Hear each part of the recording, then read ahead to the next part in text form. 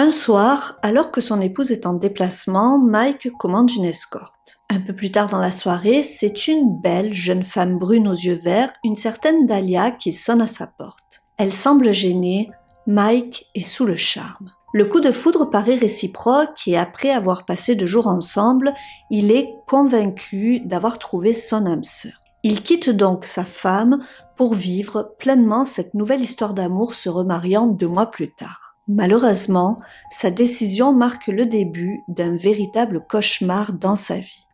Bonjour à tous, j'espère que vous allez bien. L'affaire que je vous présente aujourd'hui a fait scandale aux États-Unis. Certains d'entre vous en ont peut-être déjà entendu parler, mais je vous propose de découvrir l'envers du décor de cette histoire aux multiples rebondissements. Mais, sans plus attendre, découvrons ensemble tous les détails de cette histoire rocambolesque.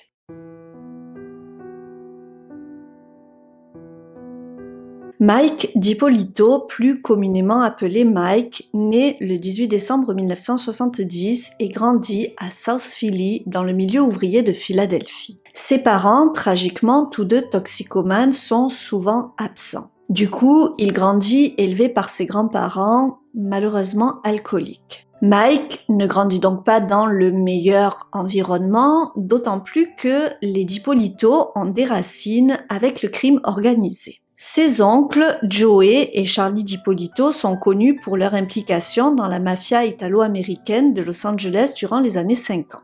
Dès son enfance, Mike se passionne pour les voitures et la mécanique, il passe son temps libre à regarder et assister ses cousins pendant qu'il répare des véhicules. D'ailleurs, il rêve de devenir une fois adulte un mécanicien hors pair. Malheureusement, comme ses aïeux avant lui, la rue l'attire vers un chemin plus sombre. À 10 ans, il commence à boire de l'alcool, à 14 ans, il fume régulièrement de l'herbe et tombe dans la cocaïne et le crack. La descente aux enfers continue lorsqu'il se tourne vers l'héroïne. Mike, à cause des mauvaises fréquentations de sa famille, devient dealer de drogue. Il est connu sous le nom de White Boy Mike. Il a le sens des affaires et afin d'augmenter les ventes, il persuade ses supérieurs de vendre ses produits à des prix inférieurs à ceux de la concurrence. Seulement, il ne se contente pas de vendre ses produits illégaux, il consomme également ce qu'il vend. Tout l'argent qu'il gagne passe dans ses addictions et les prostituées. Malgré l'univers chaotique dans lequel il a grandi et le fait qu'il soit dealer, Mike est en réalité un bon garçon.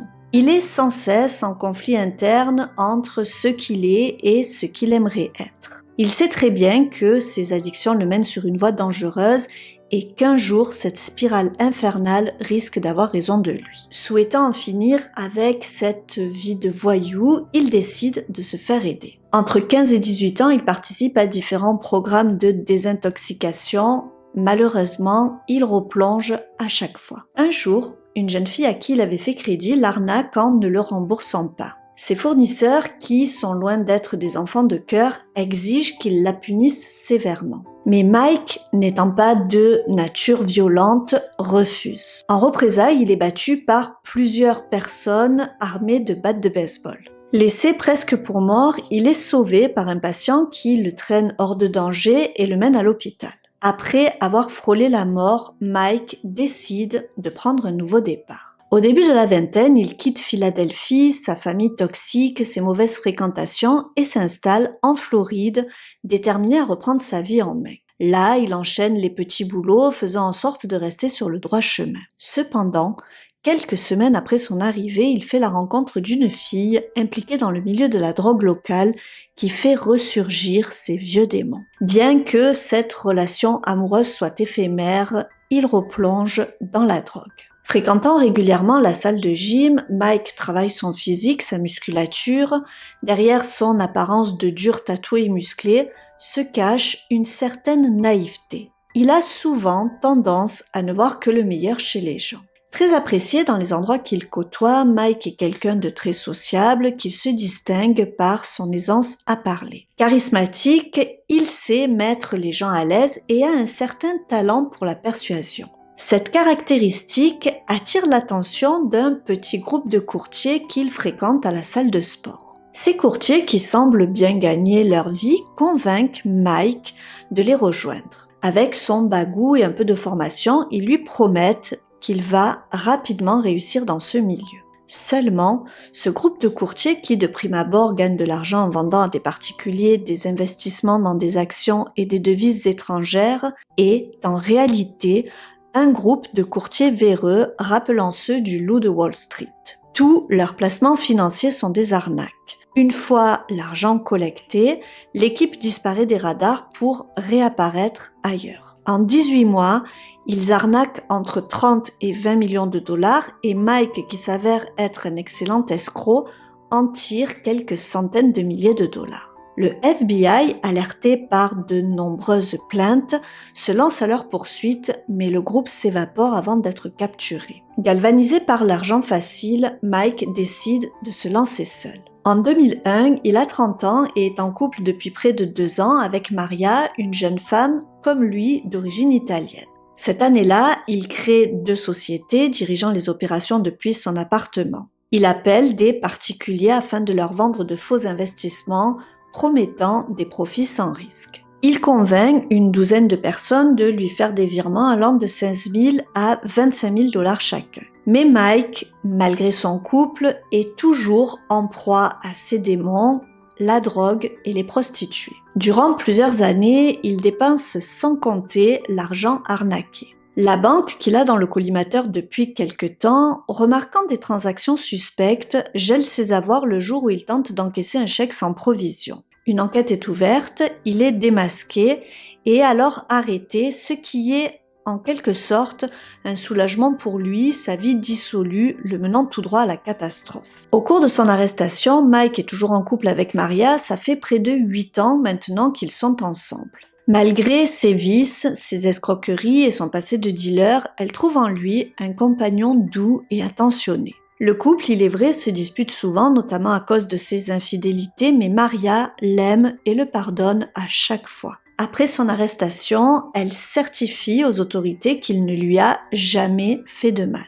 Elle reste avec lui, le soutenant et s'occupant de l'administratif. Il est finalement condamné à 2 ans de prison pour ses escroqueries, mais il ne purgera que 7 mois. Pendant toute cette période, Maria l'attend patiemment. Lors de son procès, il conclut un accord. Il plaide coupable de fraude organisée et s'engage à rembourser ses victimes à hauteur de 219 000 dollars. En conséquence, il sera en probation durant 28 ans, le temps d'échelonner et rembourser sa dette. Durant son emprisonnement, il décroche un diplôme équivalent au baccalauréat. Abandonnant les substances qu'il consommait quotidiennement, il prend du poids. Libéré de prison à 36 ans, Mike est déterminé à changer de vie. Il sait que le moindre faux pas pourrait le renvoyer derrière les barreaux. Le 7 juillet 2007, juste après sa libération, il épouse Maria. Fort de son expérience de vendeur et d'entrepreneur dans l'âme, il fonde une société de marketing en ligne. Son affaire rencontre rapidement le succès. Marié à Maria, qui l'a soutenu durant ses démêlés judiciaires, Mike semble désormais incarner la réussite. Pour ceux ignorant son passé, il apparaît comme un homme prospère, conduisant même une Porsche, une voiture qu'il faisait rêver depuis tout petit.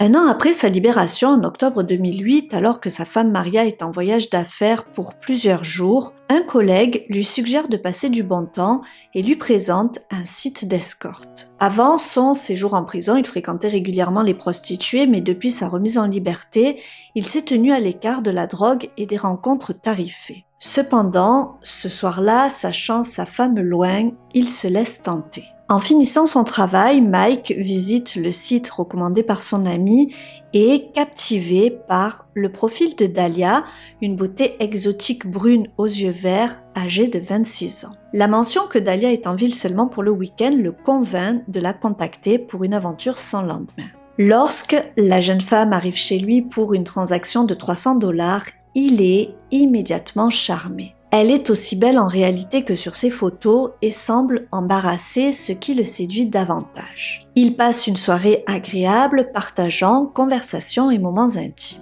Durant cette soirée, ils font connaissance, Dahlia lui confie qu'elle cohabite avec quelqu'un, un homme d'affaires, mais qu'elle n'est plus vraiment en couple et qu'elle habite en Californie. Elle lui révèle également qu'elle est en Floride pour quelques jours afin de rendre visite à sa famille et que l'escorting n'est pas son vrai travail. Elle rencontre seulement des habitués, en réalité, elle est agent immobilier. Au moment de son départ, elle lui sourit timidement, lui disant qu'elle reste en ville un peu plus longtemps que prévu et qu'elle serait ravie de le revoir. Seulement, Mike décline, il ne veut pas dépasser les limites qu'il s'est fixées. Malgré ses résolutions, le lendemain, obsédé par le souvenir de la jeune femme, il décide de la recontacter, mais elle n'est pas disponible. Contre toute attente, elle lui rend visite à l'improviste le jour suivant. Après avoir passé un moment ensemble, Mike mentionne qu'il ira à la plage le lendemain. Elle propose alors de le rejoindre, marquant ainsi le début d'une relation qui, de transactionnelle, devient plus personnelle. Le lendemain, elle le rejoint donc à la plage et ils passent tout le week-end ensemble. Mike est totalement captivé par Dahlia. Il ressent une connexion émotionnelle profonde avec elle au point d'arrêter de la payer. Leur relation évolue, s'intensifiant et devenant plus intime et personnelle. La jeune femme semble également apprécier sa compagnie, ne le considérant plus comme un simple client. Mike admire sa personnalité et son éthique de travail. Il la voit comme une battante, une personne qui, malgré les difficultés de la vie, a pris les bonnes décisions pour réussir et subvenir à ses besoins. Il trouve qu'elle mène une vie saine, fréquentant la salle de sport, évitant la drogue et buvant très peu. Outre son travail d'agent immobilier, elle complète ses revenus avec quelques clients triés sur le volet, affirmant ainsi sa liberté et son indépendance. Mike est complètement subjugué par la jeune femme de 26 ans, mais qui est réellement cette Dahlia ?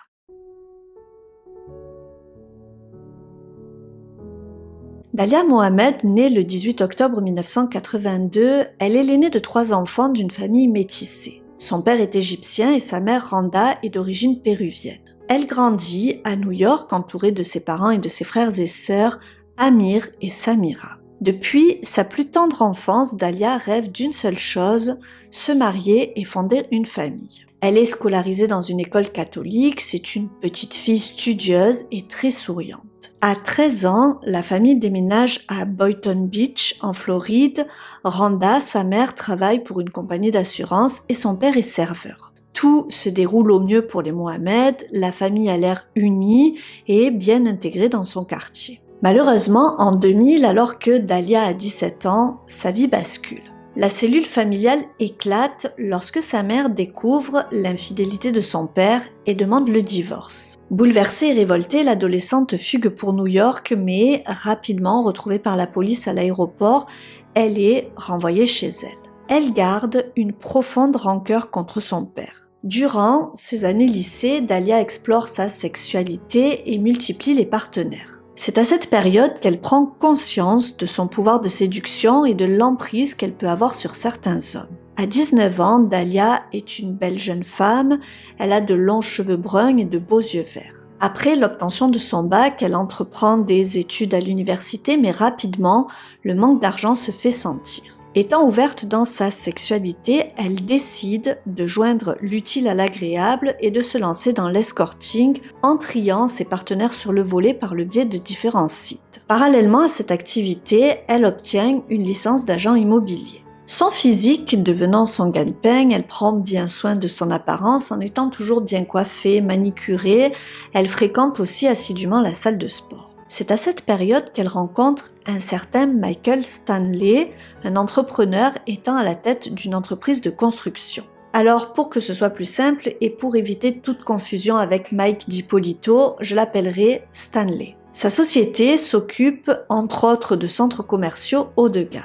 Il rencontre Dahlia dans un bar de Floride et tombe immédiatement sous le charme de cette jeune femme qui a 10 ans de moins que lui. Bien qu'il soit marié et père d'un enfant, il traverse une période difficile avec sa femme. Après leur rencontre, Dahlia et Stanley restent en contact durant environ 6 mois. Finalement, il décide de quitter sa femme pour s'installer avec la jeune femme d'une vingtaine d'années en Californie. Durant les premières années, fou amoureux, Stanley finance entièrement un projet cher à Dahlia, l'ouverture d'un salon de massage. On ne sait pas si l'homme d'affaires est au courant des relations tarifées de Dahlia. Quoi qu'il en soit, elle fait fréquemment des allers-retours entre la Californie et la Floride, prétendant aller voir sa famille, tout en se livrant à ses activités d'escorte. Dahlia utilise également son salon de massage pour diriger un réseau de filles, les mettant en relation avec des hommes, tout en prenant une commission sur les prestations. Avec le temps, la relation entre Dahlia et Stanley se détériore. La différence d'âge, le travail acharné de Stanley et les visions divergentes de la vie et du couple les amènent à rompre. Malgré tout, ils continuent à cohabiter et Dahlia gère toujours son réseau de filles à distance. Un week-end, elle retourne en Floride prétendant rendre visite à sa famille et c'est lors de ce séjour qu'elle rencontre Mike DiPolito.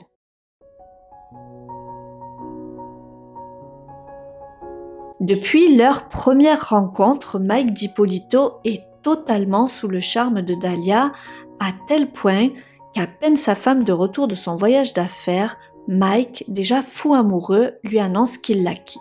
Il demande le divorce et déménage. Maria est sous le choc, elle ne comprend pas ce qui lui arrive. Elle, qui a toujours été là, surtout lors de son incarcération, pensait qu'ils s'aimaient et qu'ils formaient un couple uni. Dans un premier temps, Mike ne lui avoue pas qu'il la quitte pour une autre femme. Mais un jour, elle tombe sur lui sortant de chez un fleuriste avec un bouquet, elle le confronte et il craque. Il lui avoue fréquenter quelqu'un. Il lui explique avoir rencontré cette personne en ligne et mentionne qu'elle vit entre plusieurs États. Maria, encore éprouvée par leur séparation, trouve son profil suspect et exprime ses doutes, mais Mike les ignore. Pendant ce temps, Dahlia est retournée en Californie pour régler ses affaires. Elle annonce à Stanley qu'elle a rencontré un homme et qu'elle quitte définitivement la Californie. À son retour en Floride, Mike a quitté la maison conjugale et pris un appartement où elle aménage avec lui. Dès le départ, c'est l'amour fou. Les choses vont très vite entre eux et au bout de quelques jours de relation, c'est une évidence, ils sont convaincus d'avoir trouvé leur âme sœur. 15 jours après leur rencontre, en octobre 2008, la jeune femme lui présente sa mère ainsi que son frère et sa sœur. En novembre 2008, ils vivent des moments heureux et Dahlia réalise un souhait de longue date, elle se fait poser des implants mammaires. Très satisfaite du résultat, elle finance elle-même l'opération. Ce détail convainc Mike que Dahlia n'est pas avec lui pour son argent car elle démontre sa capacité à subvenir à ses propres besoins. Ils sont ensemble depuis maintenant 1 mois et demi et Mike est comblé. Il partage avec elle une connexion très forte, aussi bien dans l'intimité où ils explorent ensemble de nouveaux horizons que dans leur vie de tous les jours. Le couple partage également la même vision du monde, tous les deux ont beaucoup d'ambition et aspirent à avoir des enfants et à former une famille épanouie. Mike fait promettre à Dahlia de laisser derrière elle son ancienne vie d'escorte. Elle lui jure de renoncer aux rencontres tarifées, de s'éloigner de cet univers et donc d'arrêter de faire travailler des filles dans son salon de massage. Elle lui promet que désormais, elle se consacrera exclusivement à son activité d'agent immobilier. Fin décembre 2008, juste après les 38 ans de Mike, le couple s'envole pour passer les vacances de Noël à Vegas. Ils doivent assister à un événement de l'UFC qui est la plus grande organisation mondiale d'arts martiaux mixtes, plus communément appelée MMA. Seulement, Mike est toujours sous probation et il doit demander l'autorisation de quitter l'État, ce qui dérange profondément Dahlia, qui montre de plus en plus de signes d'agacement par rapport à la situation de son compagnon. Elle regrette que son petit ami ne soit pas libre et qu'il soit obligé de demander la permission à chaque voyage. Mike la rassure en lui disant qu'il va prétendre que c'est un voyage d'affaires et que les autorités ne s'y opposeront pas. Une fois arrivé à Vegas, tout se passe pour le mieux. Il passe de bons moments et assiste à cette fameuse soirée de combat.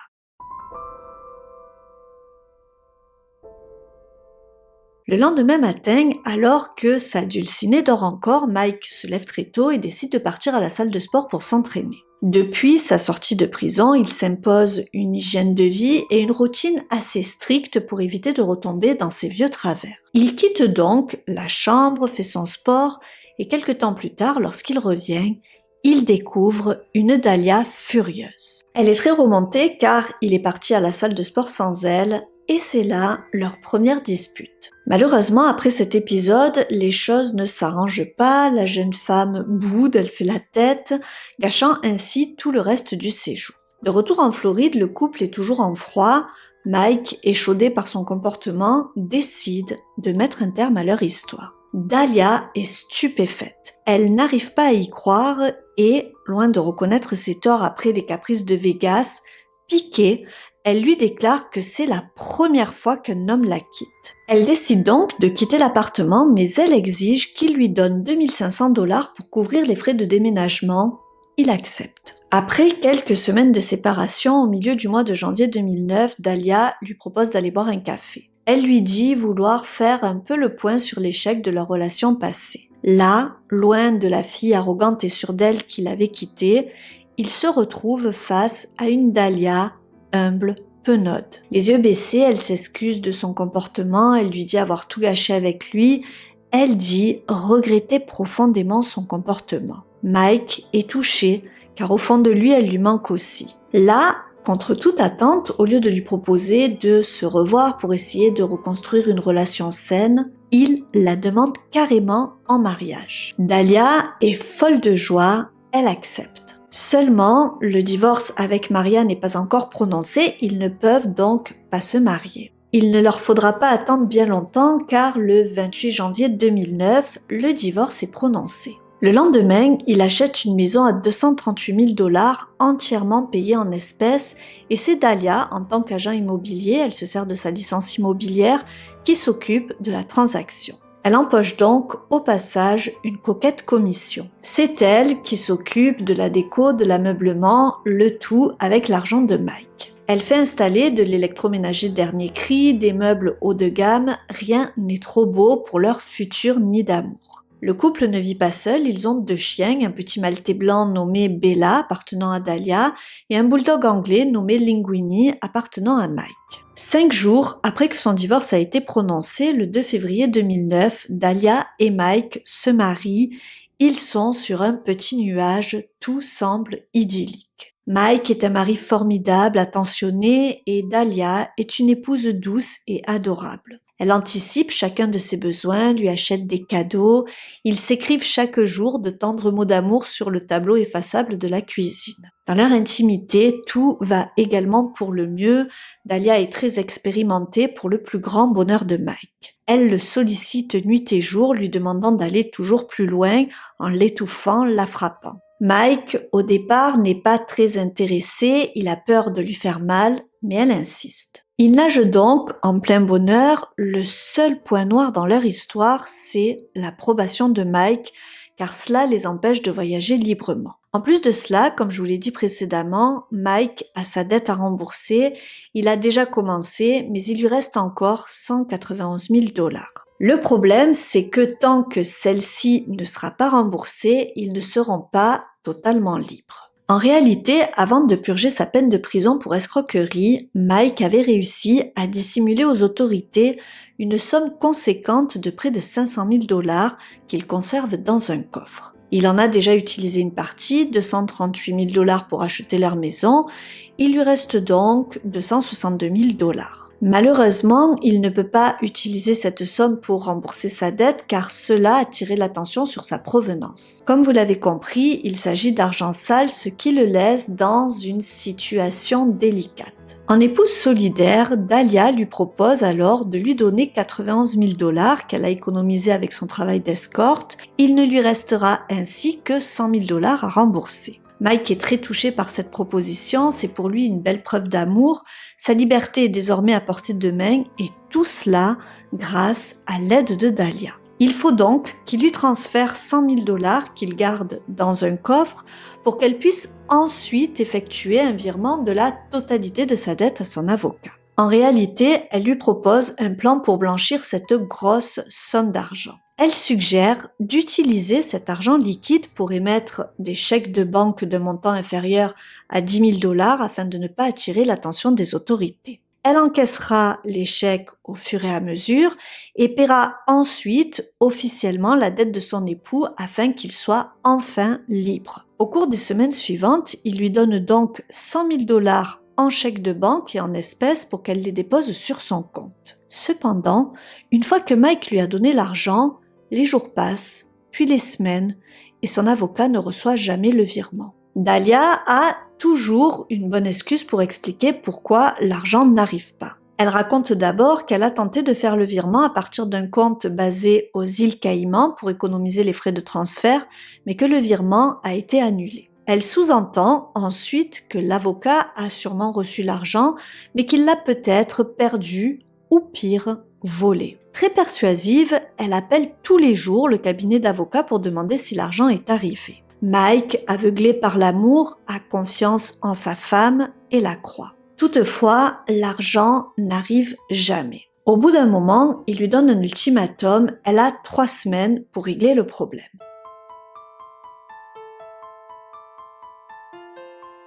Le 12 mars 2009, à minuit, alors qu'ils sont tranquillement à la maison, on sonne à la porte. C'est l'agent de probation de Mike, il est accompagné de plusieurs policiers. Il lui explique qu'ils ont reçu une information anonyme selon laquelle Mike vend des stéroïdes et de l'ecstasy, ils doivent donc fouiller sa maison. Mike est sous le choc, il est sorti de prison depuis maintenant 2 ans et c'est la première fois qu'une telle chose lui arrive. Heureusement pour lui, les forces de l'ordre ne trouvent rien et ils repartent. Après leur départ, Mike n'est pas bien, il se demande qui a bien pu contacter la police pour faire cette dénonciation mensongère. Il est inquiet, sachant qu'au moindre faux pas, il retournera directement derrière les barreaux. Heureusement, Dahlia, son épouse, est là pour le soutenir. Elle décide d'organiser un petit week-end pour lui changer les idées. Elle réserve donc une chambre au Ritz-Carlton à Palm Beach. L'hôtel est luxueux, la chambre coûte plus de 1 000 $ la nuit, mais pour son époux, rien n'est trop beau et c'est elle qui règle la note. Le samedi 14 mars, ils arrivent donc à l'hôtel, ils passent une bonne soirée, une bonne nuit, et le lendemain matin, comme à son habitude, Mike se rend à la salle de sport. En sortant, il remarque des policiers dans le hall. Il est assez perplexe car il est encore très tôt. Ils sont là, dans le hall, comme s'ils attendaient quelque chose. Il rejoint Dahlia dans la chambre, ils emballent leurs affaires et, lorsqu'il redescend à l'accueil pour récupérer sa voiture, tandis que le voiturier la lui amène, devant tout le monde, dans le hall, les policiers l'interpellent, disant que quelqu'un a signalé des activités suspectes en lien avec de la drogue dans sa voiture. Ils veulent donc la fouiller. Totalement sous le choc et sous le regard de tous les autres clients, Mike, gêné, leur tend alors les clés de sa voiture. Une nouvelle fois, il ne trouve rien et le laisse repartir. Sur le chemin du retour, Mike et Dahlia ont du mal à s'en remettre. La jeune femme décide même de contacter l'avocat de Mike pour tout lui raconter. Que se passe-t-il? Pourquoi est-il soudain dans le viseur de la police? Visiblement, quelqu'un essaie de le piéger, mais qui et pourquoi? Le lendemain matin, se rendant tôt le matin à son bureau, il s'arrête pour faire le plein dans une station-service et là, au moment où il ouvre son réservoir, il tombe sur un sachet de pilules et de poudre. Il est totalement paniqué car cela ne lui appartient pas et il réalise soudain que la veille, si la police avait trouvé ce sachet, il serait directement parti en prison. Son sang se glace, il se débarrasse aussitôt du sachet. Il est à présent sûr que quelqu'un essaie de le piéger. Quelques jours plus tard, il reçoit un appel de son avocat.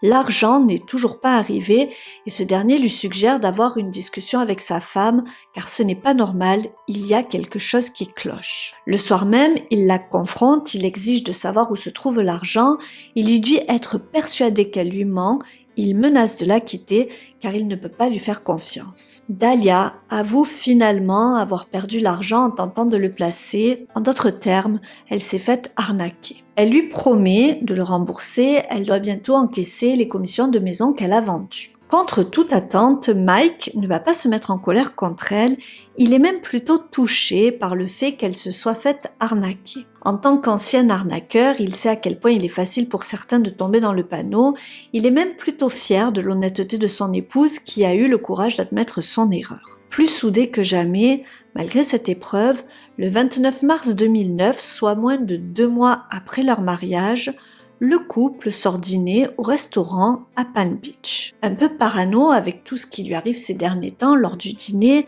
Mike est interpellé par un homme assis au bar et qui, selon lui, ne cesse de le regarder. Il en parle à Dahlia, qui hausse les épaules. Elle ne trouve rien de suspect, il se fait des idées. Après le repas, ils quittent le restaurant, se dirigeant vers leur voiture. C'est alors qu'ils voient une poignée de policiers autour de celle-ci. Ils veulent de nouveau fouiller le véhicule. Cette fois-ci, Mike n'est pas surpris, il trouve même la situation plutôt comique. Il autorise les policiers à la fouiller, leur expliquant que ce n'est pas la première fois que cela arrive. Il leur explique que depuis le début du mois, c'est même la 3e fois. Les policiers se mettent à l'œuvre, ils fouillent la voiture pendant environ 15 minutes, le couple attend sur le côté, Dahlia semble assez ennuyée de la situation. Cette fois-ci, ils font même venir un chien policier qui ne tarde pas à renifler quelque chose de suspect à l'arrière du véhicule. Les policiers se tournent alors vers Mike et lui posent la question « Y a-t-il quelque chose dans la roue de secours ?» Ce dernier répond qu'il n'y a rien et qu'il ne l'a même jamais ouverte. Les policiers retirent alors la roue de secours et là, contre toute attente, ils trouvent un paquet de cigarettes et 1,5 g de coke. Mike est stupéfait. Tant et si bien qu'en voyant sa réaction, les policiers commencent à douter. Il a l'air vraiment surpris. En effet, Mike, totalement sous le choc, crie que tout cela est un coup monté. Il affirme que depuis 2 ans, il n'a pas touché à la moindre drogue et il propose même de faire un test de dépistage. Voyant son monde s'écrouler, il se met même à pleurer. Mike a l'air si sincère que les policiers commencent à douter. Il est vrai que c'était un appel anonyme, de plus la quantité retrouvée est si faible qu'elle ne semble pas être destinée à être vendue et il se demande bien pourquoi il l'aurait caché dans un endroit si peu accessible. Finalement, il décide de le laisser repartir. Sur le chemin du retour, c'est Dahlia qui prend le volant. Mike est toujours très secoué par ce qui vient d'arriver. Il se pose beaucoup de questions. Il finit par demander à son épouse si elle ne serait pas derrière tout cela et elle va plutôt mal réagir. Elle se met en colère, appuyant subitement très fort sur l'accélérateur. Comment peut-il penser une chose pareille ? Mike panique, la supplie de ralentir, il lui présente ses excuses en lui affirmant qu'il ne la croit pas responsable mais qu'il se pose juste des questions, essayant de comprendre ce qui lui arrive.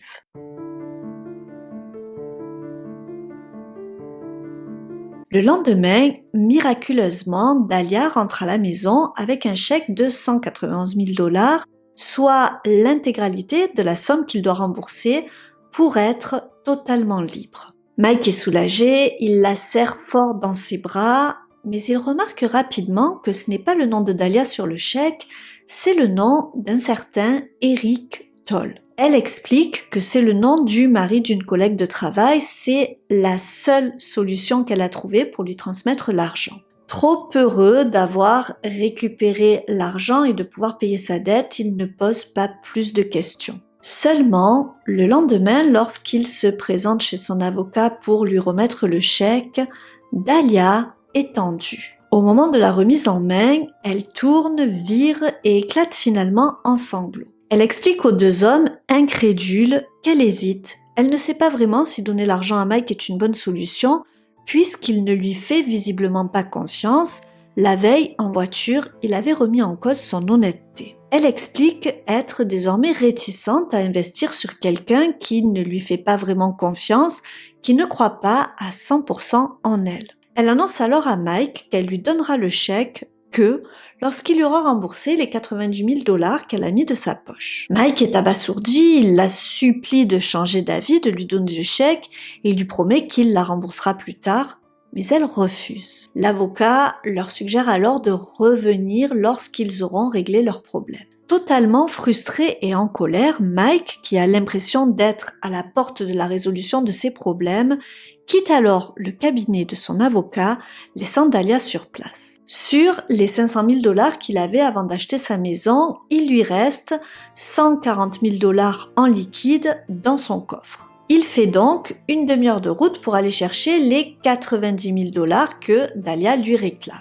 Il les met dans un sac et revient au cabinet où il retrouve Dahlia qui l'attend. Il lui donne le sac et en échange, elle consent enfin à lui donner une enveloppe fermée contenant le chèque. Mike confie l'enveloppe à la réceptionniste, la chargeant de la transmettre à son avocat.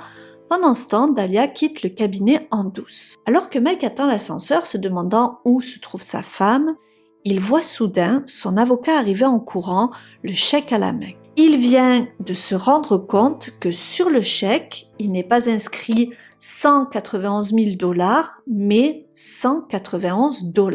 Mike, sous le choc, n'arrive même plus à dire un mot. Son avocat est également dépité, il lui avait bien dit de se méfier de sa belle épouse. Il appelle immédiatement Dahlia sur son téléphone, lui demandant très en colère où elle se trouve.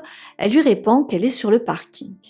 Il se précipite alors pour obtenir des explications, mais lorsqu'il arrive, elle n'est pas seule. Elle est en compagnie d'un homme et d'une femme, le soi-disant Eric à qui appartient le chèque, et son épouse. Sans prêter d'attention aux personnes qui sont avec elle, Mike s'adresse à Dahlia, exigeant qu'elle lui rende le sac avec l'argent. Elle s'exécute, il lui ordonne alors de monter dans la voiture. Alors qu'ils sont en route, il demande des explications. Initialement, il avait vu le chèque et avait remarqué qu'il était au nom de cet Eric avec bel et bien un montant de 191 000 $ inscrit dessus. Pourquoi a-t-elle changé le montant du chèque? Elle lui répond en prétendant que c'est sûrement Eric qui est derrière tout cela. Arrivé à la maison, Mike décide donc d'appeler cet Eric pour le confronter. Ce dernier lui confirme que Dahlia a effectivement perdu l'argent comme elle lui avait avoué. Craignant qu'il la quitte si elle ne le remboursait pas rapidement et face au retard des paiements attendus de ses transactions immobilières, elle avait sollicité l'aide d'une amie, la femme d'Eric. Elle avait réussi à convaincre son époux de lui prêter de l'argent avec la promesse d'un remboursement rapide dès que les transactions immobilières seraient finalisées. Mike, à qui il reste 140 000 $ en liquide, est déterminé à rembourser sa dette de 190 000 $. Il conclut donc un accord avec Eric. Ce dernier accepte de lui prêter les 50 000 $ dont il a besoin, mais en échange, il demande une commission de 20 000 $. Mike est embêté, il n'a plus d'argent disponible. Alors, Eric lui demande de mettre sa nouvelle maison en hypothèque comme garantie. Mike accepte les conditions, donc une fois la transition effectuée, il devra rembourser 70 000 $ à Eric. L'accord est conclu. Le trentenaire prend alors rendez-vous avec son avocat afin de lui expliquer la situation et l'hypothèque. Ce dernier est surpris par les faits rocambolesques qui arrivent à son client. Il lui recommande de se méfier, il trouve cette histoire louche et préfère se retirer, expliquant qu'il n'est pas spécialisé dans le droit des propriétés. Il l'oriente donc vers un nouvel avocat. Mike contacte dans la foulée Eric afin de lui donner les coordonnées du nouvel avocat. Le lendemain, il donne les 140 000 $ à Eric qui prend un rendez-vous avec l'un de ses conseillers financiers pour récupérer un chèque de banque de 190 000 $. Mike est toujours très énervé contre Dahlia, elle l'a fait tourner en rond durant plusieurs semaines pour au final le ridiculiser devant son avocat sans oublier qu'elle lui a perdu ses 100 000 $.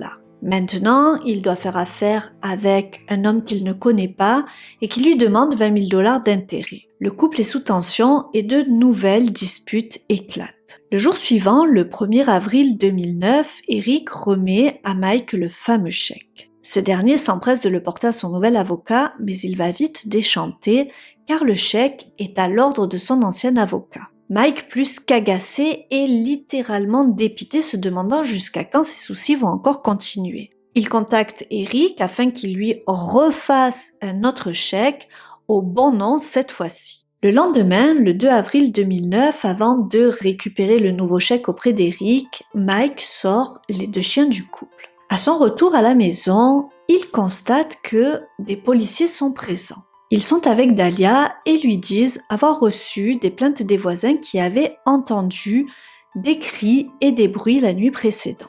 Mike admet qu'ils se sont bien disputés cette nuit-là à cause de leur situation financière. Le couple est interrogé chacun de leur côté. Le policier déclare à Mike qu'ils ont reçu un appel anonyme prétendant que l'occupant des lieux, un présumé trafiquant de drogue, avait traîné une femme vêtue d'un peignoir par les cheveux dans toute la maison. Le dénonciateur se disait inquiet pour cette femme. Mike est pétrifié, sachant qu'une accusation de violence domestique le renverrait automatiquement en prison. Heureusement pour lui, Dahlia nie tout. N'ayant aucune preuve supplémentaire, la police repart comme elle est venue. Après ce nouveau coup de stress, Mike se met en route pour retrouver Eric à la banque. Malheureusement, lorsqu'il arrive, Eric lui apprend qu'il y a eu trop d'activités sur son compte ces derniers temps et que les fonds ont été gelés. Ils se rendent alors dans une autre banque, Mike reste dans la voiture, mais une fois de plus, Eric n'arrive pas à obtenir le chèque. Mike est désespéré, mais Eric semble sympathique et de bonne foi. Il lui promet de faire le nécessaire pour régler cette histoire au plus vite. Malheureusement, il ne reverra plus jamais Eric qui disparaît avec son argent. Mike est au bord de l'implosion, s'enrageant contre Dahlia qui lui jure n'y être pour rien dans cette arnaque. Elle non plus n'a aucune nouvelle de sa collègue de travail, il semble qu'ils aient tous les deux disparu après les avoir arnaqués. Mike se retrouve dans l'impossibilité de porter plainte car cela impliquerait de justifier cette somme et ainsi d'admettre qu'il avait dissimulé de l'argent sale. Il se trouve donc sans recours. Ayant perdu toutes ses économies et étant incapable de rembourser sa dette, tout en restant sous probation, Mike se trouve dans une situation désespérée. Il commence à réaliser que depuis l'arrivée de Dahlia dans sa vie, ses problèmes se sont multipliés. Lorsqu'il confronte de nouveau son épouse à propos de sa situation, elle lui révèle une nouvelle inattendue, elle est enceinte.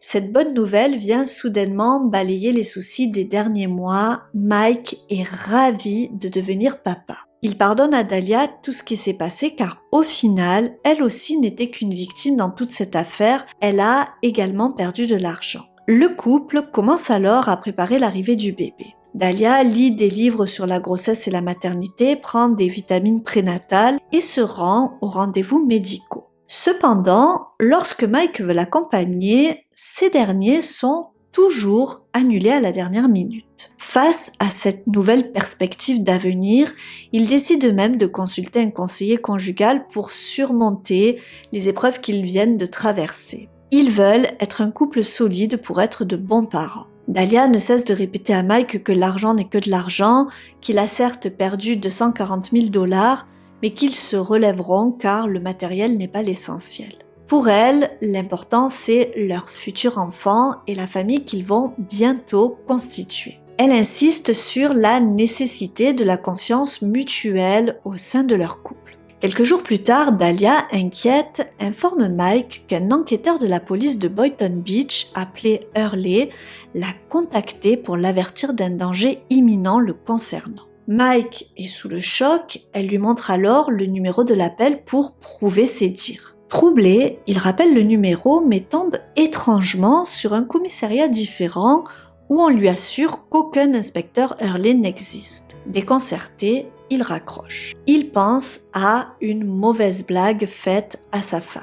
Le 27 mai 2009, lors d'une belle journée, Dahlia, heureuse de sa grossesse, propose à Mike d'aller à la salle de sport. Il est ravi, l'entraînement se déroule à merveille sous le regard attentif de Dahlia. Après leur séance, ils retournent à la voiture et découvrent alors un mot collé sur leur pare-brise. C'est une lettre d'extorsion réclamant 40 000 $ à Mike avec des instructions très précises concernant le paiement. Il doit déposer l'argent le lendemain à 9h30 à un endroit précis sous une voiture sans en parler à personne. La lettre mentionne un numéro de téléphone avec l'indicatif de Miami Beach. Dahlia appelle ce numéro et se retrouve en ligne avec une femme qui les menace de mort, elle et son mari, s'ils ne paient pas. Ces menaces terrifient la future jeune maman, le stress et l'anxiété montent alors d'un cran. Le jour suivant, il se planque au lieu indiqué pour le paiement, mais personne n'apparaît. Le couple, profondément choqué, décide alors de contacter la police malgré les avertissements de la lettre. Dahlia insiste pour déposer plainte souhaitant documenter l'incident. Mike, quant à lui, reste perplexe face à cette série d'événements inexplicables. Désorienté, il s'efforce de comprendre l'origine de ces menaces et de cette tentative d'extorsion. La jeune femme soupçonne immédiatement certains partenaires commerciaux de son époux qui avaient été incarcérés alors que lui avait conclu un accord avec les autorités obtenant une peine plus clémente. Mike, conscient de ses fréquentations passées et de ses liens avec des individus impliqués dans le crime organisé, est à la fois confus et perturbé par cette situation. Il ne comprend pas pourquoi, alors qu'il l'avait laissé tranquille tout ce temps, il lui tomberait dessus à présent. Dahlia émet alors l'hypothèse que Maria, l'ex-femme de Mike, pourrait être la responsable. Elle suppose que, motivée par l'amertume et la jalousie d'avoir été abandonnée à son profit, Maria cherche désormais à se venger. Mike a du mal à penser que celle qu'il a toujours soutenue envers et contre tout lorsqu'il était en prison soit capable d'une telle chose. Néanmoins, cette explication semble logique. Il réalise que ses ennuis ont commencé après leur séparation. Convaincu par Dahlia, il confronte Maria au téléphone. Cependant, elle réfute vigoureusement les accusations et le traite de fou. La situation pèse lourdement sur Mike. Il se sent constamment menacé, harcelé par la police et craint d'être piégé. Son anxiété est exacerbée par le fait que sa femme enceinte est également affectée par ces événements. Il devient totalement paranoïaque. Chaque fois qu'il rentre chez lui, il fouille sa maison de fond en comble. Avant d'aller au sport, il vérifie minutieusement son sac de sport. De même, il inspecte sa voiture chaque fois qu'il y monte, craignant de trouver quelque chose d'incriminant. Sa vie se transforme en véritable cauchemar. À bout de nerfs, il confie à la police lorsqu'il porte plainte concernant la lettre d'extorsion qu'il est tellement désespéré qu'il aimerait presque qu'on lui tire dessus pour que tout s'arrête enfin.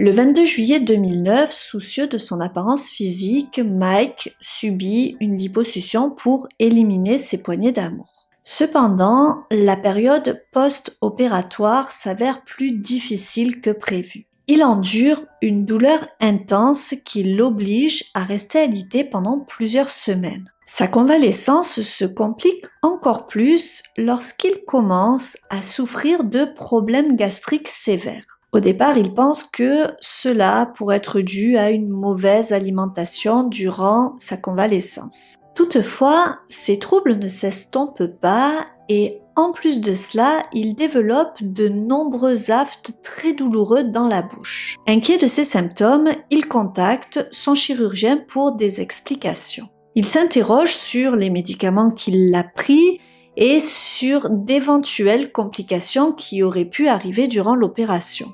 Cependant, après consultation, le chirurgien affirme ne rien trouver qui puisse justifier ces symptômes post-opératoires. Après un temps de convalescence particulièrement difficile, Mike commence doucement à se remettre. C'est à cette période-là que sa femme lui annonce connaître un juge à Miami qui lui a recommandé un avocat capable de s'occuper de son cas.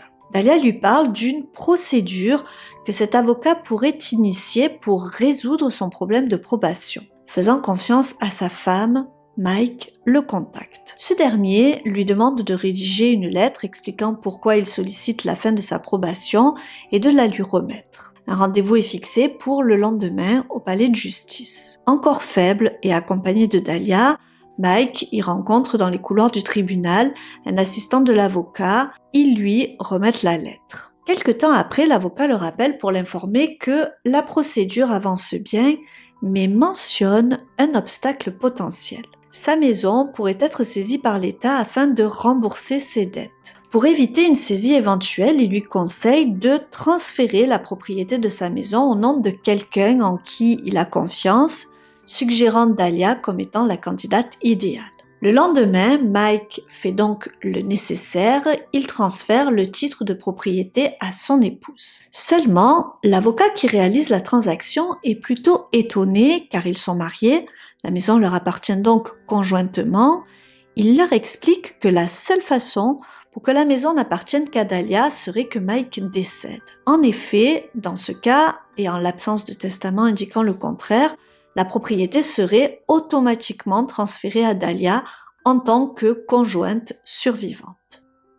Le 5 août 2009, tôt dans la matinée, la jeune femme décide de se rendre à la salle de sport, une première en 10 mois de relation. Mike, surpris par son initiative, ressent un pincement au cœur en la voyant partir. Il aurait aimé l'accompagner, mais il n'est pas encore remis de sa liposuction. À 6h21, alors qu'elle est en train de faire son sport, elle reçoit un appel de la police. Il lui laisse un message inquiétant. « Madame, c'est le sergent Ranzi, j'ai besoin que vous m'appeliez dès que vous le pourrez, c'est urgent. » Elle rappelle presque immédiatement. Le sergent lui dit « J'ai besoin de vous parler quand vous rentrerez chez vous, ça concerne votre mari, il y a eu un incident, pouvez-vous venir le plus vite possible ?» Quelques minutes après son appel, elle arrive au volant de la voiture de Mike. Elle s'approche du sergent qui lui annonce une terrible nouvelle.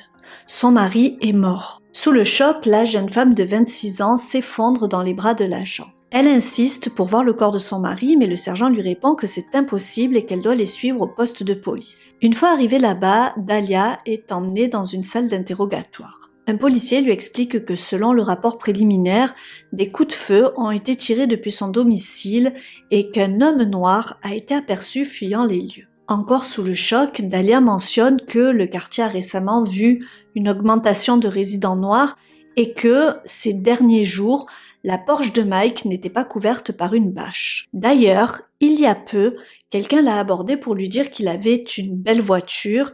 Il est donc possible que son véhicule ait attisé les convoitises. Elle explique que son mari était en probation et qu'il devait de l'argent à pas mal de monde. D'ailleurs, il s'est passé pas mal d'incidents ces derniers temps. Elle raconte la tentative d'extorsion, le fameux appel qu'elle avait reçu d'un soi-disant détective qui lui avait dit que son mari était en danger. De toute évidence, quelqu'un avait usurpé l'identité d'un policier. Dahlia décrit en détail les divers incidents survenus au cours des mois précédents, insistant sur le fait que Mike devait beaucoup d'argent, allant jusqu'à évoquer la somme de 40 millions de dollars. À un moment donné, l'officier quitte la pièce, puis revient quelque temps après, accompagné d'un homme noir menotté. Il demande à Dahlia si elle connaît cet homme. Elle répond par la négative. De même, lorsque l'officier demande à l'homme s'il connaît Dahlia, il répond que non. L'agent, visiblement en colère, interroge l'homme sur la raison de sa présence chez Dahlia. Mais l'individu reste muet et est finalement sorti de la pièce. L'officier se tourne ensuite vers Dahlia et lui annonce son arrestation pour sollicitation de meurtre, révélant que l'homme est un policier infiltré et que toutes leurs interactions ont été filmées. Il l'accuse d'avoir commandité le meurtre de son mari. Dahlia est choquée par cette accusation et nie fermement, insistant sur son innocence. L'inspecteur lui assure alors qu'elle sera emprisonnée pour ses actes. Submergée par l'émotion et la gravité de la situation, la jeune femme éclate en sanglots, continuant de clamer son innocence face à ces accusations selon elle mensongères. L'inspecteur, imperturbable face à ses larmes, lui annonce alors froidement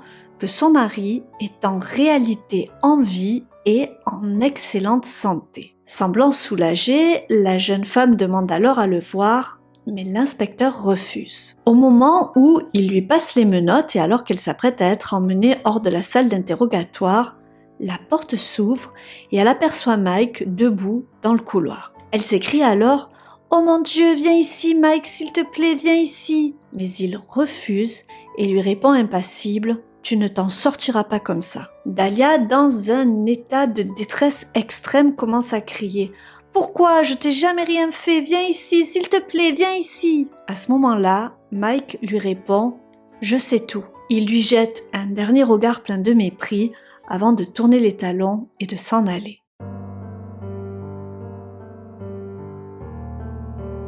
Ce que Dahlia ne sait pas, c'est que 6 jours plus tôt, la police a reçu un appel. Un certain Mohamed, déclarant avoir des informations importantes à leur transmettre, souhaite leur parler. Il dit avoir des relations intimes avec une femme mariée qui projette de tuer son mari. Ces informations semblant crédibles, il est alors immédiatement inscrit en tant qu'informateur confidentiel.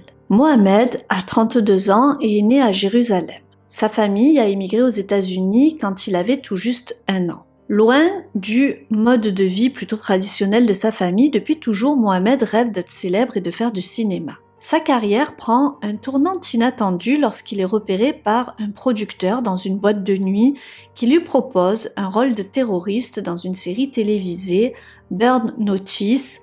C'est son moment de gloire. Depuis maintenant 12 ans, Mohamed vit en Floride, sa carrière d'acteur est au point mort et il vivote en créant plusieurs sociétés qui ont plus ou moins de succès. Il est très attaché à l'image de réussite qu'il peut renvoyer, il aime les belles voitures et adore passer son temps au casino où il apprécie particulièrement de jouer au blackjack. Mohamed, surnommé Mo par ses amis, fréquente aussi régulièrement le monde de la nuit et a quelques problèmes d'addiction, en particulier au Xanax. Il rencontre Dalia pour la première fois 8 ans plus tôt lorsqu'elle entre dans la boutique dont il a la gérance. La jeune femme qui a alors 18 ans semble tout de suite intéressée par le jeune homme de 24 ans. Elle entre et sort plusieurs fois en 10 minutes de sa boutique, prétendant laver sa voiture à la station voisine, tout en flirtant avec lui. Le soir même, ils se donnent rendez-vous et commencent à se voir régulièrement pour des rencontres intimes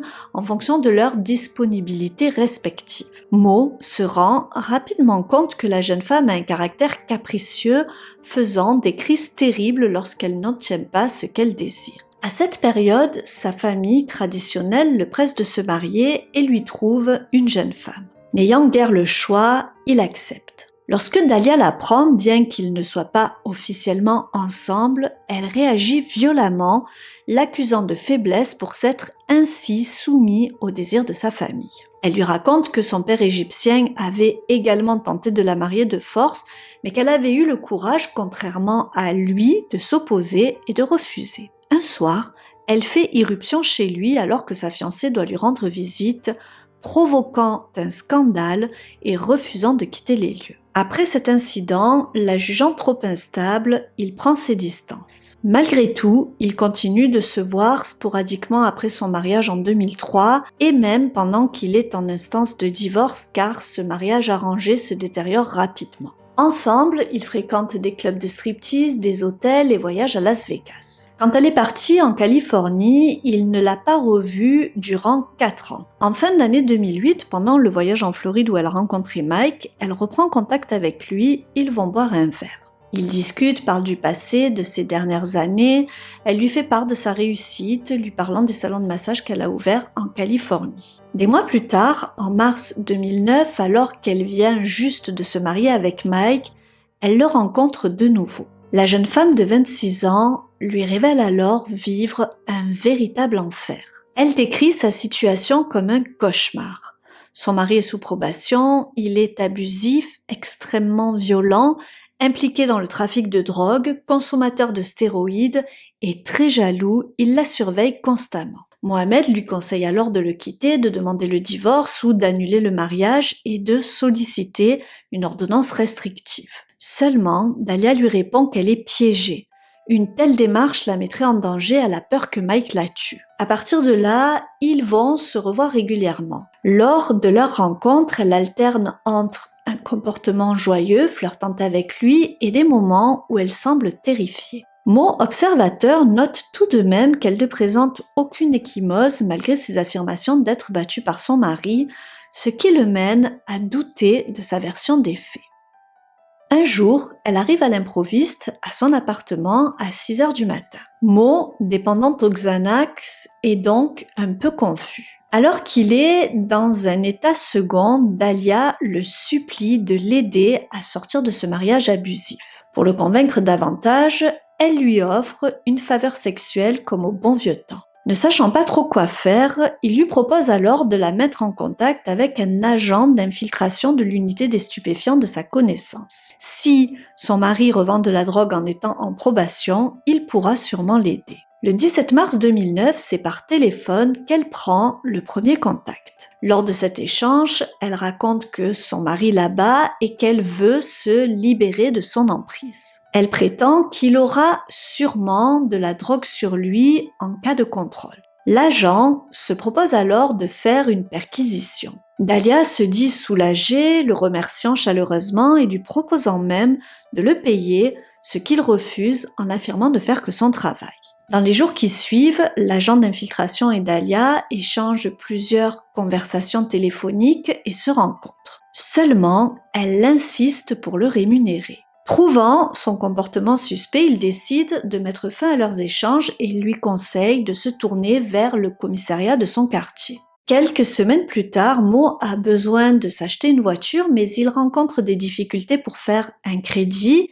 Il sollicite donc l'aide de Dahlia. Généreusement, elle lui propose alors de lui acheter la fameuse voiture, un Range Rover d'une valeur de 38 000 $.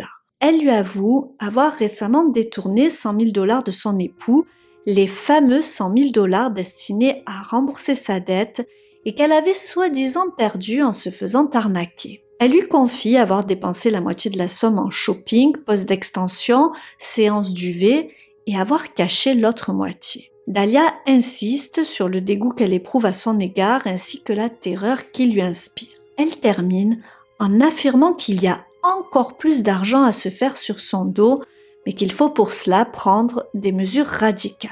Mo, qui entretient des relations régulières avec elle depuis quelque temps, est surpris par ce qu'il vient d'entendre.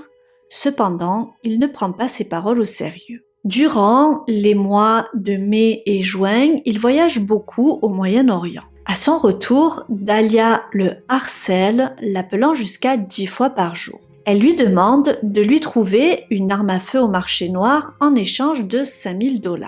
Il refuse. Au mois de juillet, elle le contacte de nouveau, elle ne va pas bien, elle veut absolument le voir. Il a pour habitude de traîner dans le magasin de son cousin situé dans un quartier peu fréquentable.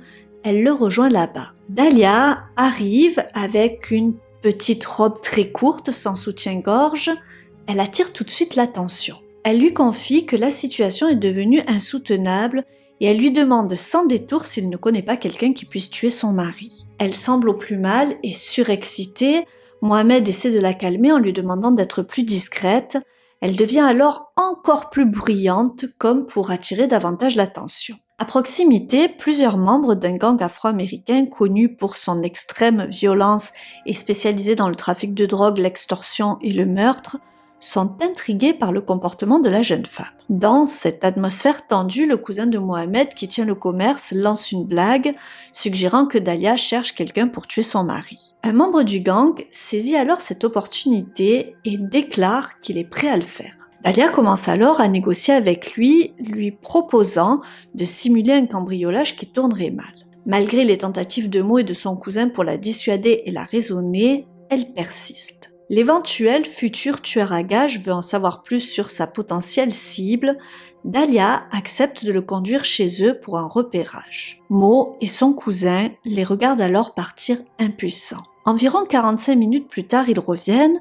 En sortant de la voiture, l'homme secoue la tête et commente « Cette fille est folle ». Il explique que la maison est excessivement sécurisée, qu'il y a des caméras partout, rendant toute tentative d'entrée discrète pratiquement impossible. Face à ces contraintes, il décline l'offre de Dahlia. Cependant, elle insiste revenant même au magasin pour essayer de le convaincre en vain. Elle continue de le contacter, lui passant même 13 appels qui restent sans réponse. Le 31 juillet 2009, le jour où Dahlia signe l'acte de propriété de la maison de Mike, elle apprend que la seule condition pour en devenir la propriétaire est le décès de son mari. Ce jour-là, elle recontacte Mo. Ils se retrouvent dans une station-service près de chez elle.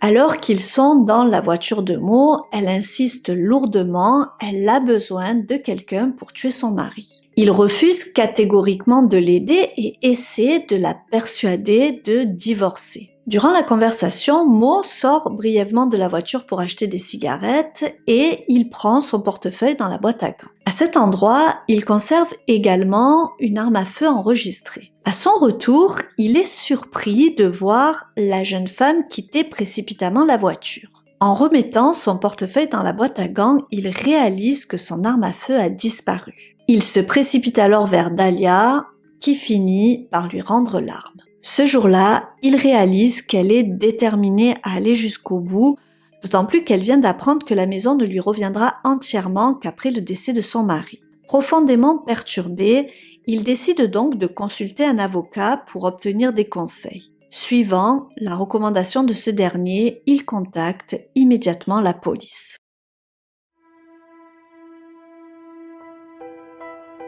Il se rend au poste de police pour raconter toute l'histoire. Sa déclaration est officiellement enregistrée. Mohamed signe un accord standard d'informateur confidentiel, mais il insiste sur le fait qu'il ne souhaite pas que Dalia ait des ennuis et que surtout, il ne veut pas qu'elle sache qu'il a parlé à la police. Il demande que son nom reste confidentiel. Les policiers lui assurent qu'ils protégeront son identité. Toutefois, l'accord stipule qu'en cas de procès, il devra témoigner au tribunal, mais il ne s'en rend pas compte.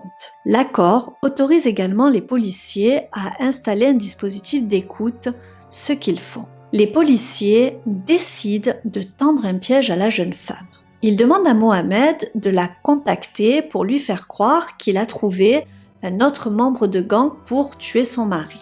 Il a pour consigne de lui demander d'apporter $3000, une photo de son mari et de le retrouver dans une station-service. Pour cette rencontre, Mohamed est équipé d'un micro et il demande spécifiquement à ne pas le placer dans ses sous-vêtements car Dalia a l'habitude de lui faire des avances sexuelles. À son insu, les policiers installent également une caméra dans sa voiture. Plusieurs agents se mettent en planque autour du lieu de rendez-vous. Dalia ne tarde pas à arriver au volant de la voiture de Mike. Elle se gare et le rejoint dans sa voiture.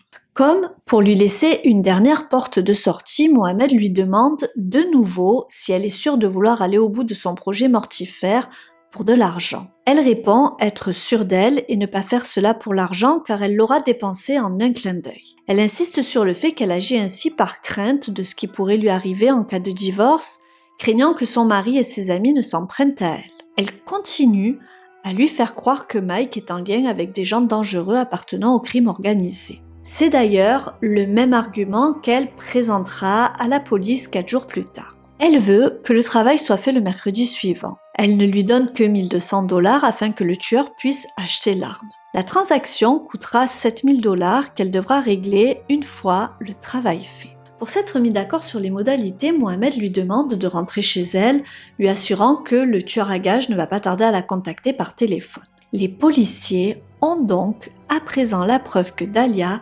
cherche bien à faire tuer son mari. Elle a été filmée donnant les $1200. Seulement, ils décident d'aller plus loin pour obtenir encore plus de preuves incriminantes contre elle. Ils mettent en place une rencontre entre elle et un policier qui va se faire passer pour un tueur à gages. Le policier choisi pour cette opération est un certain Widi Jean, un policier d'origine haïtienne. Il va jouer le rôle d'un tueur correspondant au profil d'assassin avec lequel Dalia a eu des interactions chez le cousin de Mohamed.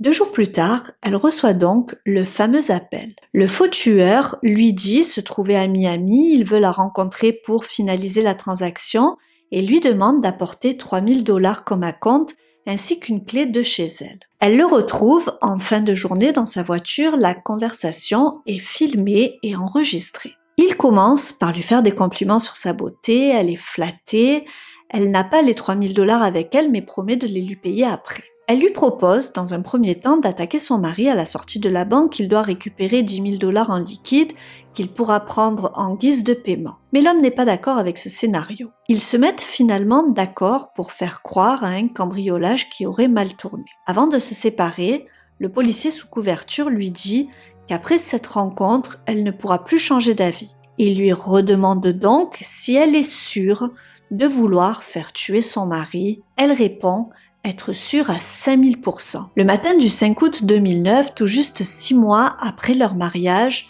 elle quitte la maison prétextant aller à la salle de sport pour se construire un alibi. Elle embrasse Mike qui est au lit toujours convalescent de sa liposuction et n'oublie pas de prendre avec elle un sac dans lequel elle a mis discrètement tous ses bijoux pour éviter que le tueur ne les lui vole. Quelques minutes après le départ de sa femme, on sonne à la porte. Mike pense que son épouse a peut-être oublié sa carte de gym, il se précipite pour aller ouvrir, mais surprise, il tombe sur une foule de policiers et de caméras de télévision. Il pense alors que les policiers sont là pour l'arrêter, mais l'un d'eux lui dit « Monsieur D'Ippolito, votre femme veut vous tuer, il faut que vous veniez avec nous. » Après le départ de Mike, les policiers sécurisent la zone avec du ruban bleu. La suite, vous la connaissez. La vidéo de la fausse scène de crime publiée par la police sur YouTube le jour de son arrestation devient rapidement virale. Tout avait été filmé par l'émission de police télé-réalité Cops en collaboration avec la police de Boynton Beach.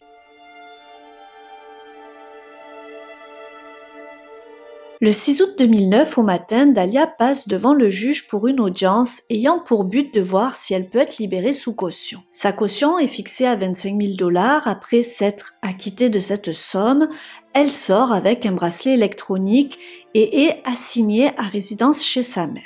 Elle a interdiction d'entrer en contact avec son mari. Elle a seulement la permission de sortir pour se rendre à son travail et à l'église. Lorsqu'il apprend cela, Mike est sous le choc. Il sait que Dahlia ne travaille pas vraiment, la dernière transaction qu'elle a réalisée concerne sa maison. De plus, sa mère habite à moins d'1 kilomètre de chez lui. Il craint pour sa sécurité. Il fait donc un recours. Il ne souhaite absolument pas qu'elle ait l'autorisation de sortir, sauf pour se rendre chez son avocat ou chez le médecin. Sa demande est acceptée. Quelques jours plus tard, elle vient avec un médiateur chercher toutes ses affaires. La nuit suivante, il avait tout emballé et c'est ainsi qu'il a trouvé dans différents endroits de la maison des tampons usagés. Dahlia n'était donc pas enceinte, elle avait aussi menti là-dessus. L'enquête va révéler qu'elle n'a jamais été enceinte et qu'elle avait essayé de l'empoisonner après sa liposuction, expliquant les terribles maux de ventre et d'estomac qu'il avait alors ressentis. Elle avait mis de l'antigel dans son thé et lui en avait apporté chaque matin comme une épouse aimante dans son lit. Elle avait ainsi passé la moitié de la bouteille. Il avait finalement arrêté d'en boire car il pensait ne plus supporter le thé. Elle était donc passée à l'étape supérieure. Accusée de sollicitation de meurtre au premier degré, Dahlia voit son procès débuter en 2011. Elle plaide non coupable et continue de clamer son innocence. Sa défense, assurée par son avocat, présente une version singulière des faits. Il affirme que l'ensemble de l'affaire était une mise en scène convenue par le couple et Mohamed, visant à créer une vidéo imitant un épisode de la série Burn Notice dans laquelle Mohamed avait joué. Le but était de faire le buzz pour devenir célèbre et lancer leur carrière dans la télé-réalité et au cinéma. Selon la défense, Mohamed avait suggéré que la vidéo soit enregistrée par de véritables caméras d'infiltration et par de vrais policiers, pensant que cela rendrait la mise en scène et le jeu d'acteur encore plus crédible. L'intention aurait été de surfer sur ce buzz afin d'avoir des opportunités professionnelles. Pour ses avocats, elle n'aurait jamais souhaité la mort de son mari qu'elle aimait tant. Elle s'était laissée entraîner par Mohamed et Mike, espérant devenir célèbre. Cependant, cette version des faits est rapidement contestée. Mohamed dément avoir envisagé de réaliser une telle vidéo. De même, Mike nie fermement être impliqué dans cette prétendue mise en scène, d'autant plus qu'il était sous probation et qu'il n'aurait rien fait qui puisse risquer de le renvoyer en prison. Il ajoute qu'il ne connaissait absolument pas Mohamed. Durant ce procès, les sombres secrets de Dahlia sont révélés au grand jour. Tout d'abord, la police, en perquisitionnant ses affaires, a trouvé plusieurs carnets indiquant qu'elle n'a jamais arrêté de se prostituer, plus encore qu'elle continuait ses activités de proxénétisme en Californie. Elle tenait un registre où elle notait rigoureusement tous ses rendez-vous et ses clients. D'ailleurs, le jour de la prétendue mort de Mike, elle avait rendez-vous avec un client. Le procès va également révéler l'identité de l'auteur des dénonciations anonymes envers Mike ces derniers mois. Il s'agissait de Michael Stanley, l'homme que Dahlia avait quitté pour se mettre avec Mike. En réalité, Dahlia n'avait jamais complètement rompu le lien avec lui. Peu de temps après avoir commencé sa relation avec Mike, elle avait repris contact avec Stanley, le manipulant lui aussi en lui confiant son malheur. Elle affirmait qu'elle l'aimait encore et que Mike était violent envers elle. Stanley, qui avait toujours des sentiments pour elle, n'espérait qu'une chose, se remettre avec Dahlia. Elle lui envoyait des messages très intimes exprimant son désir et son impatience de le revoir. Stanley était ravi. Malheureusement, il y avait un obstacle à leur retrouvaille, Mike. Stanley a plusieurs fois suggéré à Dahlia de le quitter et de le rejoindre immédiatement, mais elle disait craindre des représailles de la part de Mike. Elle a alors encouragé Stanley à le dénoncer pour trafic de drogue aux autorités, espérant qu'il soit incarcéré. Elle lui avait expliqué que c'était le seul moyen pour elle d'échapper à cette relation toxique et de retrouver sa liberté. Au cours des derniers mois, Dahlia a ainsi régulièrement contacté Stanley, lui indiquant le bon moment pour appeler la police et dénoncer Mike. Pour le procureur, Dahlia voulait s'approprier l'argent et la maison de Mike. Elle avait d'abord tenté de le renvoyer en prison grâce aux dénonciations de Michael Stanley. Seulement, suite à l'échec de ce plan, elle avait envisagé de l'éliminer. D'abord en essayant de l'empoisonner, puis en cherchant à engager un tueur à gages. Dahlia est finalement reconnue coupable et condamnée à 20 ans de prison. Mike, bien que profondément affecté par l'affaire, avouera ressentir une certaine pitié pour elle au moment du verdict. Cependant, contre toute attente, la condamnation est annulée par un juge d'appel qui estime que le jury a été incorrectement sélectionné. La majorité des jurés connaissaient déjà l'affaire par les médias et ont donc été jugés partiaux. Dahlia est alors libérée sous surveillance électronique et assignée à résidence chez sa mère. Elle change d'avocat. Les nouveaux avocats de la jeune femme plaident que ses droits ont été violés, qu'elle a été incitée par les agents à commanditer le meurtre de son époux, arguant que les détectives étaient plus concentrés sur la création d'une vidéo sensationnaliste que sur l'enquête. Ils demandent l'abandon des charges, tandis que la police se défend en affirmant qu'ils cherchaient simplement à rassembler des preuves pour le procureur. En attendant son nouveau procès, Dahlia donne une interview à ABC News pour exposer sa version des faits, déclarant qu'elle et Mike étaient des fans de télé-réalité et qu'ils voulaient juste être célèbres en créant le buzz. 5 ans plus tard, en décembre 2016, s'ouvre le second procès de Dahlia qui a désormais 34 ans. Ses avocats critiquent fermement les actions de la police, l'accusant de l'avoir piégée. Une nouvelle fois, la majorité des jurés sont déjà au courant de l'affaire, ce qui conduit la défense à demander un changement de juré et de lieu pour le procès en raison de la couverture médiatique locale. Toutefois, cette requête est refusée. Le nouveau procès se tient, mais le jury ne parvient pas à un consensus sur le verdict. La moitié la juge coupable, l'autre non. En 2016, toujours assigné à résidence, Dahlia donne naissance à un garçon. Le père est Robert Davis, un criminel au long casier judiciaire, impliqué dans des affaires d'agression, de vol et de trafic de cocaïne. Il vit avec Dahlia et sa mère. Beaucoup pensent que Dahlia a utilisé cette relation pour concevoir un enfant dans le but d'attendrir le jury et d'augmenter ses chances d'éviter la prison. D'ailleurs, après la naissance de son enfant, son jugement a été de nouveau reporté. Lors d'un nouveau procès en juillet 2017, Dahlia est finalement reconnue coupable et condamnée à 16 ans de prison. Le procureur avait demandé 30 ans, mais le juge a réduit la peine en tenant compte des années déjà passées en résidence surveillée. Elle est incarcérée au centre correctionnel de Lowell. Pendant sa détention, sa mère et sa sœur prennent soin de son fils, qu'elle voit régulièrement. Elle continue de clamer son innocence et affirme avoir trouvé la foi. Elle donne même des cours d'éducation religieuse et de catéchisme aux autres détenus. Sa libération est prévue pour 2032. Mike, quant à lui, exprime sa déception face au verdict.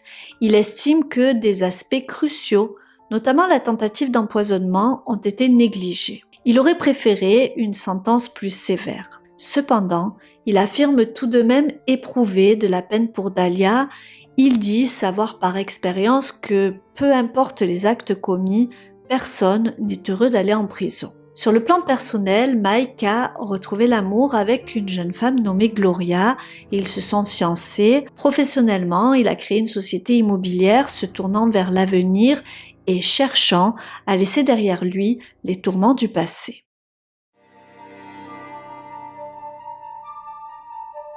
C'est une affaire totalement rocambolesque que je vous ai présentée aujourd'hui et qui, pour une fois, se termine bien. Elle a été très médiatisée aux États-Unis, notamment grâce à l'émission Cops. Ce qui m'a le plus frappé dans cette histoire, c'est la froideur de Dahlia qui ne semble avoir aucune empathie. C'est une séductrice professionnelle, elle gagne sa vie en vendant ses charmes. Elle connaît le pouvoir sexuel qu'elle exerce sur les hommes et toute sa vie, elle se servira de ses attributs pour manipuler et arriver à ses fins, que ce soit avec Michael Stanley, Mike ou encore Mohamed, n'hésitant pas à lui faire des faveurs sexuelles pour le convaincre. Souvenez-vous que lorsque Mike la quitte la première fois, elle est sous le choc, outrée. Elle dit alors « Jamais aucun homme ne m'a quittée ». Elle va ensuite tenter de reprendre le contrôle sur lui en lui montrant le visage d'une fille douce et aimante.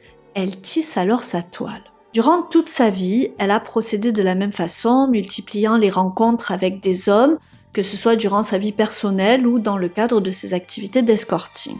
Parmi ces hommes, elle repère ceux qui semblent avoir la meilleure situation professionnelle et financière. Puis, elle leur fait miroiter des sentiments sincères pour enfin les plumer et profiter d'eux jusqu'au bout. C'est ce qui est arrivé à Mike. Lorsqu'il l'a rencontrée, il a tout de suite été émerveillé par Dahlia, qui savait se montrer sous son meilleur jour. Lui, écorché par la vie, ayant été drogué, dealer, arnaqueur, puis emprisonné, a eu l'impression d'être en connexion avec Dahlia. Il ne la jugeait pas et avait sans doute l'impression qu'elle ne le jugeait pas non plus. Il pensait avoir trouvé son âme sœur et n'a pas hésité quelques jours après leur rencontre à se séparer de Maria, celle qu'il avait soutenue depuis tant d'années lorsqu'il était en prison. Seulement, il ne savait pas qu'il n'était pour la jeune femme qu'un simple portefeuille et que sa vie allait se transformer en cauchemar, qu'il allait être ruiné financièrement et émotionnellement. Dahlia a accumulé mensonge sur mensonge, allant jusqu'à simuler une grossesse pour détourner les soupçons après l'arnaque qui lui a coûté toutes ses économies. Elle a d'ailleurs avoué à Mohamed avoir détourné son argent pour le dépenser en coiffure, shopping et autres dépenses personnelles. Alors qu'elle lui avait soutiré 100 000 $, elle s'est servie de son ex, Stanley, toujours amoureux d'elle, pour l'inciter à faire de fausses dénonciations dans le but de renvoyer Mike en prison, mais ce stratagème n'a pas fonctionné. Je pense qu'empêtrée dans ses mensonges, lorsque l'étau s'est resserré autour d'elle, elle a voulu régler le problème définitivement en l'éliminant. Fidèle à elle-même, elle s'est alors servie de l'un de ses amants, Mohamed, se présentant comme une victime fragile, abusée par son odieux époux. Elle n'avait d'ailleurs pas plus de considération pour Mohamed que pour Mike. Elle a fomenté cette histoire de chantage et d'extorsion, prenant bien soin de porter plainte afin que les coupables soient tous désignés si son mari devait mourir. Heureusement, lorsque Mohamed a compris que Dahlia était vraiment déterminée, il a eu la présence d'esprit de contacter la police pour tout raconter. Il a très certainement sauvé la vie de Mike ce jour-là, car je ne doute pas que Dahlia aurait à un moment ou à un autre trouvé quelqu'un pour faire le sale boulot. Il y a aussi les 140 000 $ que lui a volé ce soi-disant Eric, qui était sans nul doute un complice de la jeune femme, peut-être un énième amant. A-t-il partagé son butin avec elle ou a-t-il totalement disparu? Nous n'en savons rien. Dahlia m'a beaucoup fait penser à Mahé, cette épouse en apparence modèle mais qui avait 5 amants et était prête à tout pour se débarrasser de son mari. Vous verrez, il y a beaucoup de similitudes entre les deux femmes dans leur façon de procéder, je vous mets le lien en description. Dahlia est une menteuse, une dangereuse manipulatrice. Même face à des preuves accablantes, elle continue de nier les faits. Après son arrestation, elle tente sans vergogne de persuader Mike qu'elle est une victime, évoquant une erreur, une manipulation. Heureusement, cette fois-ci, il n'a pas été dupe. Mais il avouera tout de même, malgré l'enfer qu'elle lui a fait vivre, avoir ressenti un peu de peine pour elle lors de sa première condamnation. Mike, quant à lui, semble avoir été bien naïf, manquant de reconnaître les signes d'alerte. L'arnaqueur d'hier est devenu la victime arnaquée, incapable de concevoir que sa femme qui l'aimait intensément puisse lui vouloir du mal. Il a évité le pire et aujourd'hui refait sa vie avec une jeune femme. Je lui souhaite le meilleur, qu'il puisse laisser derrière lui tous ses vieux démons et être enfin heureux. Quant à Dahlia, il lui reste encore de nombreuses années à passer derrière les barreaux. Elle aura normalement 50 ans à sa sortie. Elle laisse un petit garçon en bas âge derrière elle. Je souhaite à cet enfant qui n'aura pas la chance d'avoir sa mère auprès de lui de grandir dans un environnement aimant et équilibré. J'espère que vous avez apprécié la façon dont je vous ai présenté cette affaire et que si vous la connaissiez, vous l'avez découverte sous un nouveau jour. J'ai essayé de vous rendre compte au mieux de toutes les informations, me servant pour cela du livre écrit par l'avocate de Mike. Je remercie tous ceux encore présents à la fin de cette longue vidéo et si c'est votre cas, vous pouvez me le signifier en inscrivant Mike dans les commentaires. Si vous souhaitez soutenir mon travail, n'hésitez pas à liker, partager et vous abonner si ce n'est pas déjà fait. Moi je vous dis à très vite pour une nouvelle histoire criminelle sur la chaîne, mais jusque là surtout, restons prudents!